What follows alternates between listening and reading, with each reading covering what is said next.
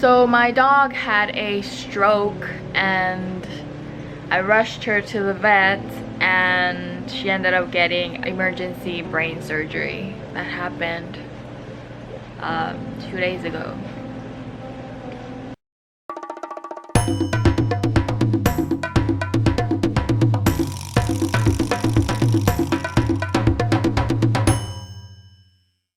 Hey guys, what up? I am back with a quick video, and this video, I know the title probably scares you. The whole process actually scared me, but calm down. You're not supposed to like be really happy, okay? You're supposed to like be chill, so take things easy. So for those of you who follow me on Instagram and on Facebook, you guys already know of this situation.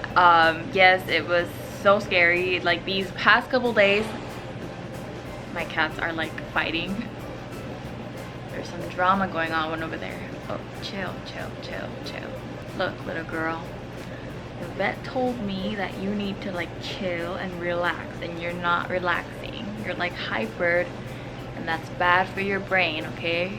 Remember, your brain is still like swollen and you're still at risk. Remember that? Yes? Okay, so I need you to calm down or I'm gonna stop recording and the people won't know what happened to you. Oh, she's in my lap. Oh. Oh, no. See, this is what I'm talking about. You gotta calm down, okay? You can't be all hypered like you. Oh, girl, watch out with your scalp. She just like banged her head on my chin almost. You're a piece of work, you know? But I wouldn't have it any other way. So yeah, I wanted her to be here with me, like here, while I tell you guys this story, but her health definitely comes first, and her vet told me that she should be relaxed, taking things easy, and her jumping around right now and getting all excited and all of that is just not good for her. Oh my gosh, she's coming back. Oh my god. I'm gonna have to like wait for her to go to sleep so that I can film this. So in order for you guys to understand the whole situation, I need to... One of my cats is using the litter box. That's what that digging noise is. So this whole thing actually started about 2 years ago. So if you guys have been subscribed for a while, then you guys know that she gets seizures. She has seizures regularly. And I've never, I guess, explained why she gets those seizures. About 2 years ago, I was on the couch and all the doggies were in the couch also, including her. They had this terrible habit of sleeping like on top of like where you lean your head, like in the couch.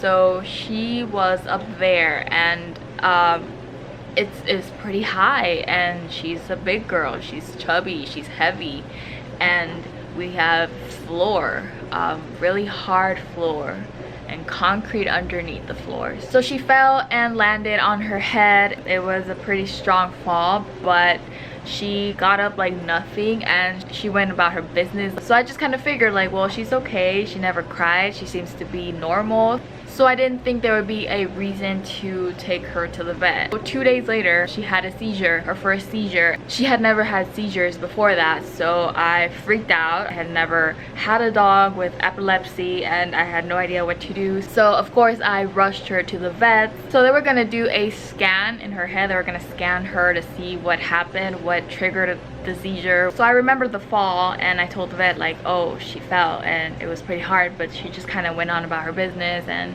blah blah blah. I explained the whole situation. So I had to leave her there because they were going to scan her head. So I went home and I was told to go get her later that day. Later that day came and I went to go get her, and surprise, she had brain surgery. So they scanned her and they saw that she had 3 blood clots in her brain and she was at a really high risk of getting a stroke. So they performed the surgery right then and there.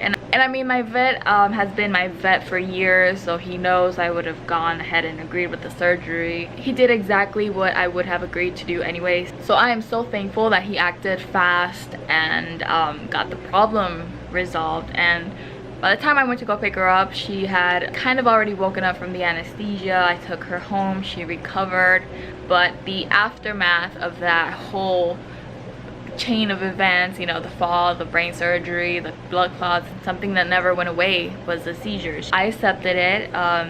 She was put on medications. So that's the origin of her seizures. So fast forwarding here till about 2 days ago, exactly on May 31st, around like 1-ish in the afternoon. I don't know if you guys know this or not, but people who get seizures know when they're about to have a seizure. They get this taste in their mouth is what I hear. I don't know, I don't get seizures, so I wouldn't be able to confirm that, but yeah, she knows when she's about to have a seizure. She runs towards me and like balls up, you know, and that's when I know, like, oh, okay. So I realized that this time was different. I noticed she couldn't like walk right. She was limping. She was like out of it. I don't know, it was different. I took her out to get some fresh air and I went out with her. I was with her and I noticed more weird symptoms. She couldn't support herself. She couldn't stand up. She was basically kind of becoming paralyzed, and that freaked me out. So I gave her her meds.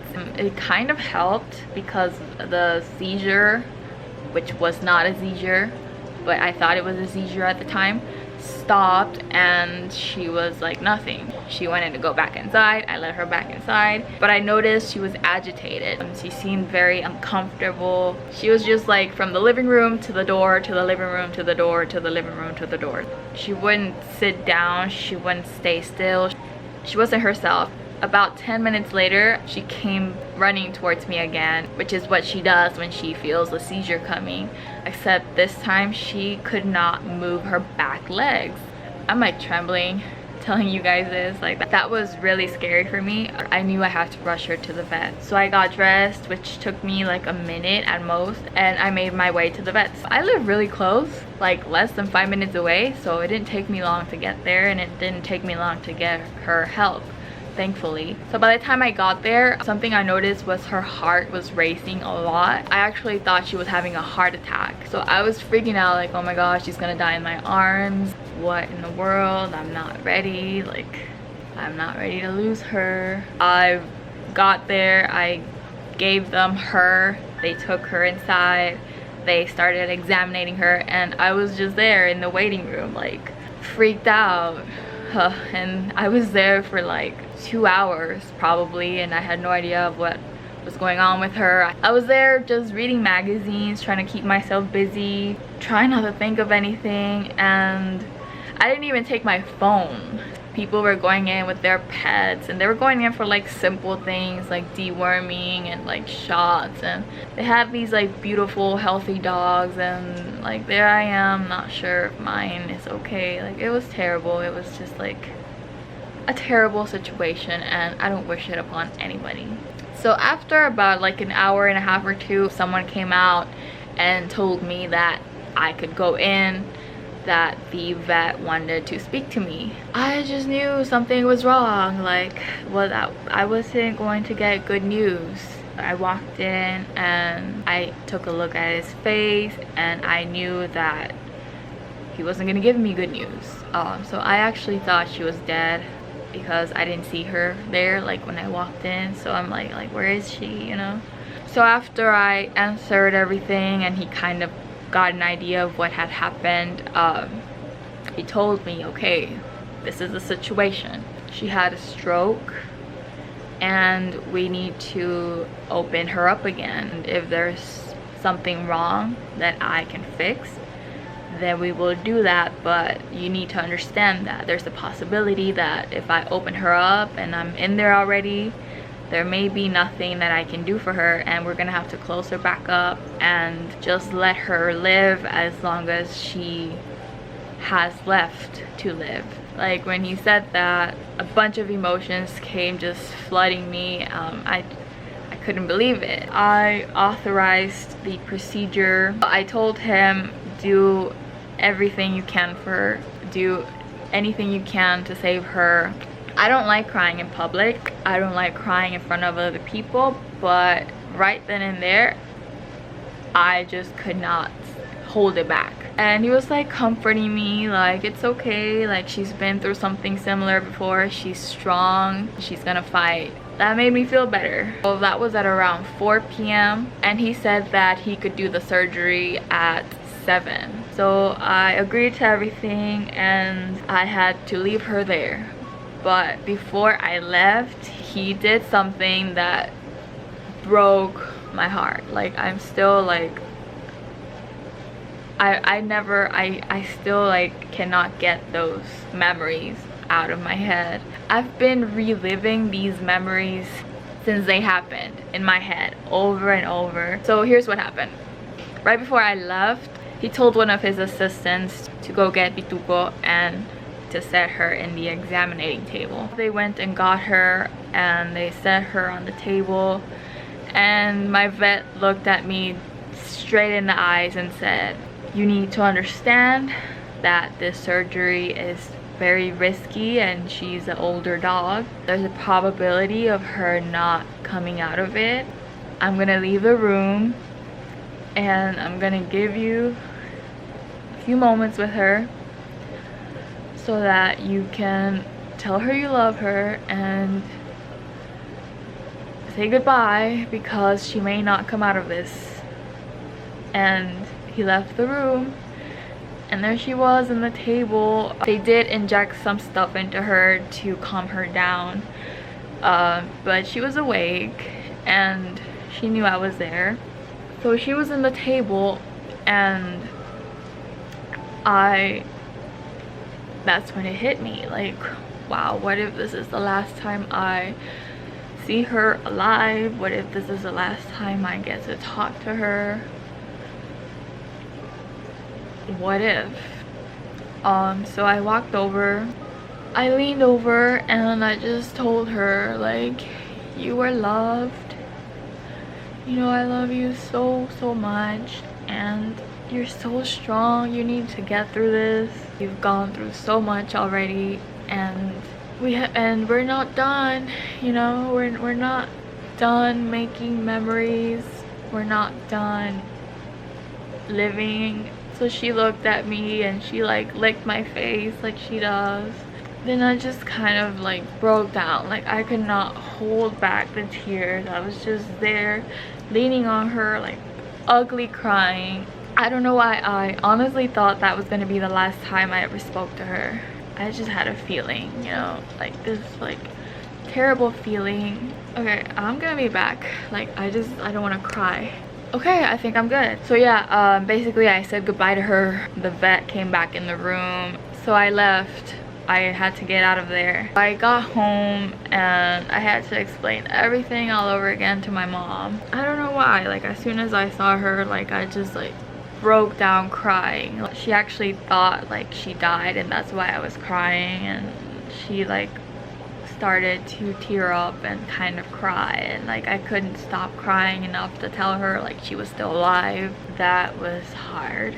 We were just like wondering like what happened, how did we get here? She was fine. So I told her that the vet asked me if she had fallen again, because the same spot that she had brain surgery around 2 years ago was swollen, which indicates that there's an injury there. So sometimes when she has seizures, she just like collapses, right? And we have hard floors, so she does hit herself pretty hard. That's why I try to always be there when she's having seizures, so that I can make sure she doesn't hit herself too hard against the wall or the floor or anything. I'm like 99% sure that she had a seizure while I wasn't home, and she went through it on her own, and she hit herself during the seizure, which led to that injury. That injury led to a stroke. Now, how did that lead to a stroke? Hold on, I'm getting there. So I woke up right when the clinic opened, and I just like jumped up, I got dressed, and I made my way to go find out if she was alive or not. I got there and one of the assistants greeted me at the door, and she said something that just like made my day. She made my year. She was like, "Hey, good morning," and I'm like, "Hey, good morning." And she said to me, "Would you like to go see her?" My body filled with happiness. Everything was right in the universe again. I hadn't eaten since the day before, and like I started to get hungry. And I told her like, she's alive? And she's like, yeah, she's alive. I went in there to the room where they keep all the overnighters. First of all, it freaked me out, like the big old incision in her head like that. I expected something tiny like the last time. She lasted like half a second, because then I saw her like she got on her two hind legs like this on the cage. She was wagging her tail and like crying of happiness to see me. I was like, it's okay, I'm here, I'm here. Everything was good again. So I knew she wasn't completely out of the woods, like still so many things could go wrong. So I kind of like still prepared myself for the worst. So later that day, at around 6 p.m. I went to go pick her up, and I finally got to speak to the vet after he performed the surgery. So at that point, I didn't know if he opened her up and there was something to fix and he fixed it, or if he opened her up and he didn't see anything and closed her back up, and now we don't know how much longer she's gonna be around, basically. And he explained everything that happened. So he opened her up as much as the last time, because that's where the damage seemed to be. He found a really big blood clot, and he started taking out the blood clot, and he said like it spread like all the way across her forehead. So he just had to keep opening her up and like followed it till he got it all, basically. So that's why she has like that big old incision. That blood clot is what caused the stroke. Because I was able to get her help so fast, she's alive right now. Basically, he said to me like, it's a miracle she's alive. And I agree, it's a miracle she's alive. Like, I honestly did not think she would come out of this okay. You getting comfy up in there? Really? You're growling at the blanket. He's growling at the blanket. Here, let me help you. What a roller coaster of emotions these past couple days have been. I'm just like so thankful that she's still here. You guys, like, don't take your pets for granted. They're not here forever. Hug them, kiss them, tell them you love them. And not just your pets, like everybody around you that you love, your family, your friends, your significant other. Don't take them for granted. Love each other right now while you can. And that's all I have to say about this, I guess. That's what happened. That's what my life has been these past 2 days. So she is still recovering. I've seen humans have a lot less invasive surgeries. I've had surgery before, and I couldn't get up for like a week and a half straight, and then when I started walking it was so painful, and it took me like 3 months to recover from that surgery. And here she is after freaking brain surgery for the second time, like nothing. And it just amazes me how strong she is. I do have to take her every day to the vets so that they inject her with a anti-inflammatory medication for her brain to help with the swelling in her brain. Yeah, that's pretty much it. I guess. That's a big no. Oh my god, don't do that. Oh god.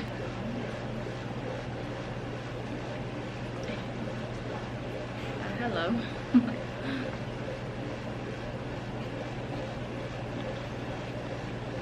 I love my life.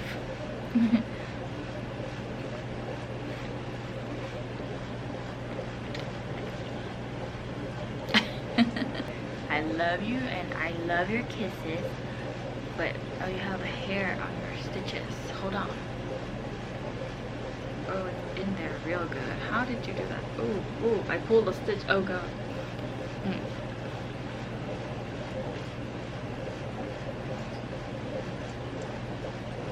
Okay. Oh, don't do it. No. Let's come back when things. Did you just bang your head on my arm? She just had a brain surgery and look at her. Alright, we are gonna come back when you are chill.